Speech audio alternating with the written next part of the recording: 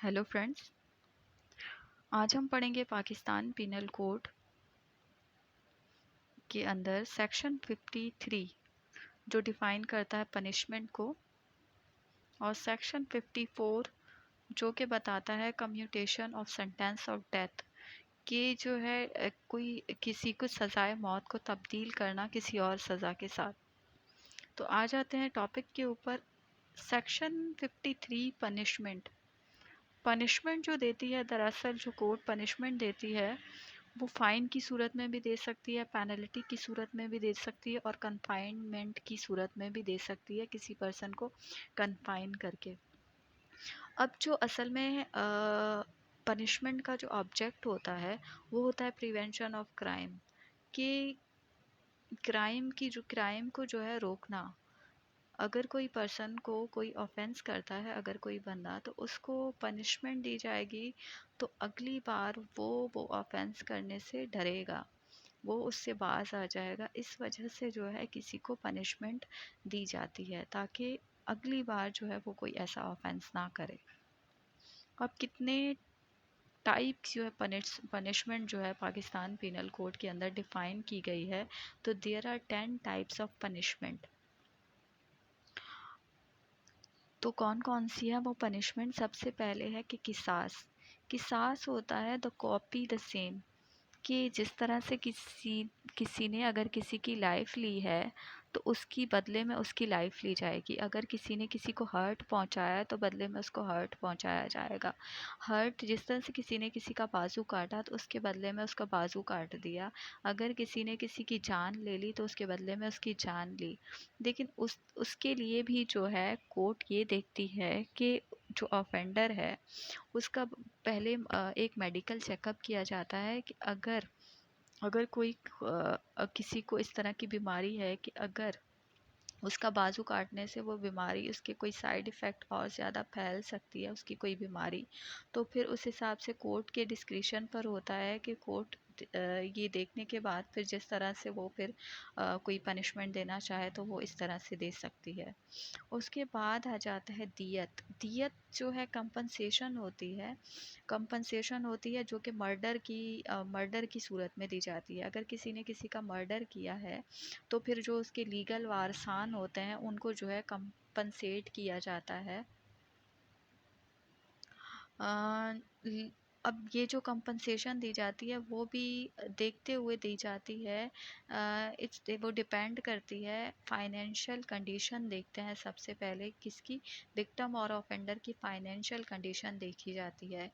कि जिस तरह से अगर कोई ज़्यादा कोई जो कमाने वाला बंदा है कि जिसकी लाखों में इनकम है, अगर उसके साथ जो है कोई इस तरह का ऑफेंस कमिट हो जाता है, कोई विक्टिम है, तो फिर उस हिसाब से जो है उसको कंपनसेट किया जाएगा। या जो ऑफेंडर है वो इतना कमाने वाला नहीं है, उसकी जो कोई मज़दूर तबके से है, तो अब जो उसकी माहाना इनकम जो डेली की इनकम है इतनी ज़्यादा नहीं होती है, तो फिर कोर्ट इस हिसाब से उसको देने के लिए बोलती है कि जिस हिसाब से वो दे पाए। तो इस हिसाब से कोर्ट जो है किसी को कंपनसेट करती है, ठीक है। अब अर्श जो है, अर्श भी जो है वो कंपनसेशन है। दियत और अर्श दोनों कंपनसेशन है। अब जो दियत होती है वो मर्डर की सूरत में दी जाती है, और जो अर्श है वो हर्ट की सूरत में जो है दी जाती है, ठीक है। अर्श जो है हर्ट की सूरत में दी जाती है कंपनसेशन। ये जो दमन भी जो है कंपनसेशन है। अर्श और दमन में फ़र्क ये है कि जो अर्श एक फ़िक्स अमाउंट होती है, जो कोर्ट की एक फ़िक्स अमाउंट होती है जो किसी को ग्रीवियस हर्ट की सूरत में दी जाती है। अब किसी को ग्रीवियस हर्ट पहुंच गया तो उस सूरत में कोर्ट की जो एक फ़िक्स अमाउंट होती है वो किसी को कंपनसेट करती है। और जो दमन के अंदर जो है एक माइनर हर्ट किसी को लग गया तो वो डिस्क्रिशन ऑफ कोर्ट पर होता है, कोर्ट के डिस्क्रिशन पर होता है कि वो देखती है कि कितने ट्रीटमेंट पर खर्च आए या फिर किसी का लॉस हुआ, तो फिर उस हिसाब से जो है वो कंपनसेशन देती है। अब जो है मुख्तसर ये कि जो दियत होती है वो भी कंपनसेशन है, वो मर्डर की सूरत में दी जाती है किसी को। और जो अर्श है, अर्श एक फ़िक्स अमाउंट होता है जो कोर्ट ने फ़िक्स कर दिया होता है, जो ग्रीवियस हर्ट की सूरत में दिया जाता है। और दमन फ़िक्स अमाउंट नहीं होता है, वो किसी के डिस्क्रिशन पर होता है कोर्ट के, माइनर हर्ट की सूरत में कि किसी को कितना अगर ट्रीटमेंट पर ख़र्चा आया या जिसको कोई जितना लॉस हुआ, इस हिसाब से कोर्ट फिर उसको कंपनसेट करती है, किसको, विक्टिम को। उसके बाद आ जाता है ताज़ीर। ताज़ीर क्या होता है? ताज़ीर भी डिस्क्रिशन ऑफ कोर्ट पे होता है। कोर्ट की डिस्क्रिशन है कि वो फ़ाइन किसी को दे सकती है, फ़ाइन की सज़ा सुना सकती है, या फिर इम्प्रिजमेंट की सज़ा सुना सकती है, या फिर दोनों सज़ाएं एक ही साथ दे सकती है, वो कोर्ट की मर्ज़ी है। फिर आ जाता है 6 पे डेथ सेंटेंस। अब डेथ सेंटेंस जो है ये है सज़ाए मौत। ये कैपिटल पनिशमेंट की सूरत में दी जाती है, जिस तरह से कोई बड़े जराइम होते हैं, कोई मर्डर वगैरह की सूरत में किसी मर्डर की सूरत में होता है। अब अब ये पढ़ के एक ज़हन में ख़्याल आता है कि अर्श भी जो है एक मर्डर की सूरत में दिया जाता है, ठीक है। अर्श भी किसी का मर्डर होता है या किसी को हर्ट पहुंचाते हैं, इस सूरत में दिया जाता है। और डेथ सेंटेंस भी इसी सूरत में दिया जाता है, मर्डर में।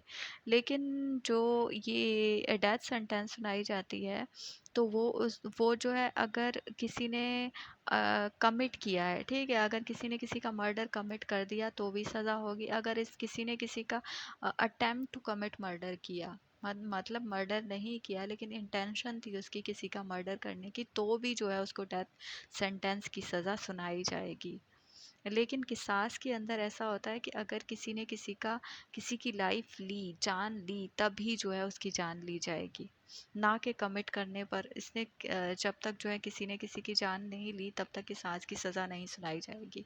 लेकिन डेथ सेंटेंस में ये होता है कि किसी ने किसी की कमिट भी किया तो भी उसको डेथ सेंटेंस की सज़ा दी जाएगी। उसके बाद आ जाता है लाइफ इम्प्रिजमेंट। लाइफ इम्प्रिजमेंट है उम्र कैद की सज़ा। अब उम्र कैद की सज़ा कितनी हो सकती है? वो है 25 साल तक जो है उम्र कैद की सज़ा हो सकती है, जो कि सेक्शन 57 पीपीसी के अंदर बताया है। फिर है इम्प्रिजमेंट। इम्प्रिजमेंट जो है दो तरह की हो सकती है, जो कि है सिंपल भी हो सकती है, रिगोरस भी हो सकती है। रिगोरस मतलब कि जिस तरह से किसी से कैद के अंदर जो है कोई काम वगैरह करवाया जाता है, जेल के अंदर जो है उससे कोई मेहनत मजदूरी करवाई जाती है, तो उसको बोलते हैं रिगोरस। और जो सिंपल होती है वो एक सिंपल इम्प्रिजमेंट होती है, जिसके अंदर कामकाज वगैरह नहीं करवाया जाता।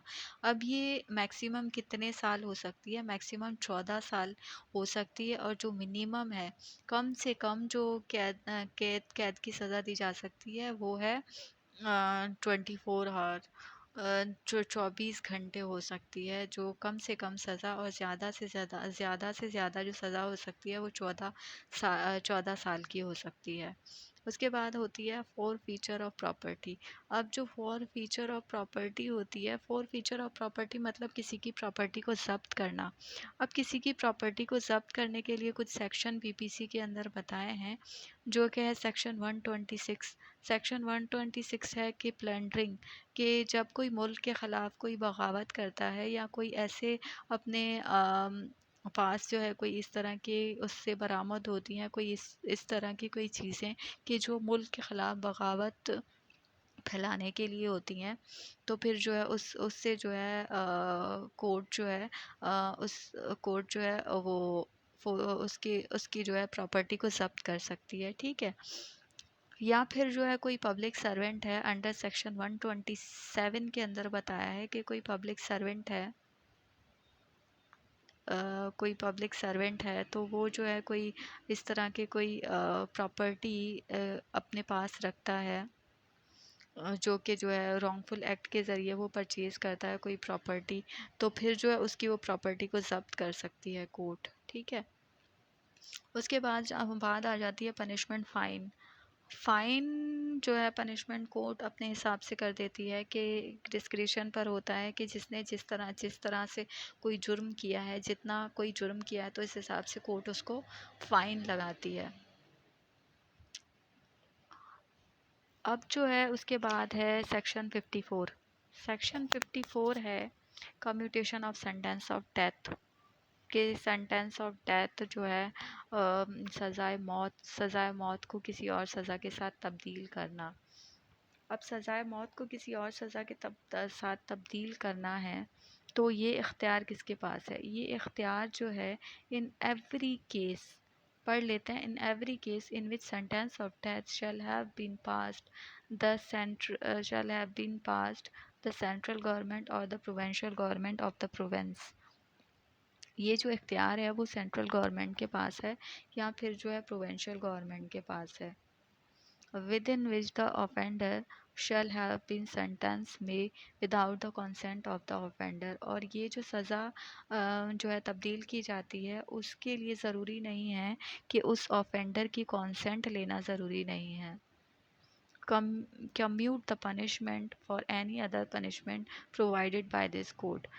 ये जो पनिशमेंट है सज़ाए मौत को तब्दील किया जा सकता है किसी और पनिशमेंट के साथ। उसके बाद मज़ीद फर्दर इसकी प्रोवाइज़ो है कि provided that in a case in which sentence of death shall have been passed against an offender convicted for in offence of कत्ल। कि अब अगर कोई कत्ल का अगर कोई ऑफेंडर है, किसी ने किसी का कत्ल किया है, तो अब जो है उसकी सज़ा को कैसे तब्दील किया जाएगा? तो अब जो है उसके सबसे पहले देखा जाएगा कि such sentence shall not be commuted without the consent of the heir of the victim.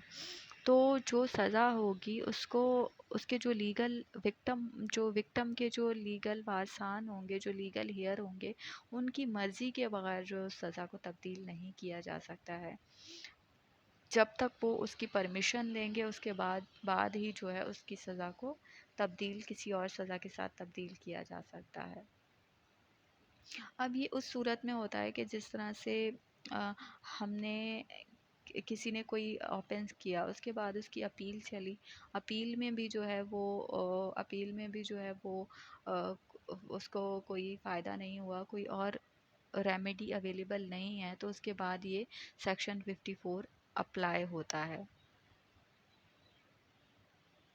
तो उम्मीद करती हूँ फ्रेंड्स कि आज का जो लेक्चर है आपको पसंद आया होगा। तो इंशाल्लाह जो पीपीसी के अगले सेक्शन है वो हम अपने नेक्स्ट वीडियो के अंदर कवर करेंगे।